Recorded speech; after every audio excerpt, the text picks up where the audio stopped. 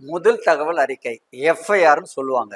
இது popular word. இந்த FIR format என்ன? இது ரொம்ப நாளா ஒரு பிரச்சனையாவே இருக்குது, டிபேட்டாவே இருக்கு. சிஆர்பிசில 154ல என்ன சொல்றாங்கன்னா, கிளாஸ் 1ல நம்ம கொடுக்குற கம்ப்ளைண்ட் ஓரலா கொடுத்தா சரிதான், ரைட்டிங்ல கொடுத்தா சரிதான். அது போலீஸ் ஸ்டேஷன்ல ஒரு புக் வச்சிருப்பாங்க.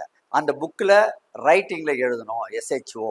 அதுவும் என்னன்னா ஒரு ஃபார்ம்ல இருக்கும், அந்த ஃபார்ம்ல தான் எழுதணும். அந்த ஃபார்ம் யார் சொல்லியிருக்கணும்னா ஸ்டேட் கவர்மெண்ட் சொல்லியிருக்கணும். ஸ்டேட் கவர்மெண்ட் கூட ரூலா போட்டு சொல்லணும்ன்றது கண்டிஷன். ஆனா சிஆர்பிசில ஓல்டு ரூல் படி அந்த மாதிரி கவர்மெண்ட் ரூல் போட்டு சொல்லியிருக்குதா அப்படின்னாக்கா இல்ல. ஆனால் இப்போ பிஎன்டபிள்எஸ்ல அதே ரிப்பீட் பண்ணியிருக்காங்க. அதுல ரொம்ப தெளிவா எஃப்ஐஆர்னா என்னன்னு சொல்லி டிஃபைன் பண்ணிருக்காங்க. இதுல என்னக்கா, தமிழ்நாடு கிரிமினல் ப்ரொசீஜர் ரூல்ஸ் 2025 அது 17/6/2025 எஃபெக்ட்ல வந்திருக்குது. அது செக்ஷன் 2Nல பாத்தீங்கன்னாக்கா டிஃபைன் பண்ணிருப்பாங்க.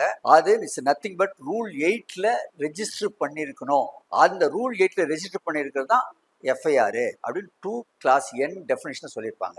ஆல்ரைட், ரூல் 8ல பாத்தீங்கன்னாக்கா அது எஃப்ஐஆர் என்னன்னாக்கா it shall be in the form 3rd அப்படின்னு கொடுத்துருப்பாங்க. 3rd பாத்தீங்கன்னாக்கா நீங்க யூஸ்வலா எஃப்ஐஆர் இருக்கு பார்த்தீங்களா ஃபார்மேட், அந்த ஃபார்மேட்டை தான் சொல்லியிருப்பாங்க. இதுல என்ன சொல்ல வரேன்னாக்கா ஸ்பெசிஃபிக்கா எஃப்ஐஆர்னா இதுதான் அப்படின்னு சொல்லிட்டு பிஎன்டபிள்எஸ்ல இப்போதான் கவர்னர் ரூல் போட்டு அதை ஒரு முடிவு கொண்டு வந்திருக்காங்க. நன்றி, வணக்கம்.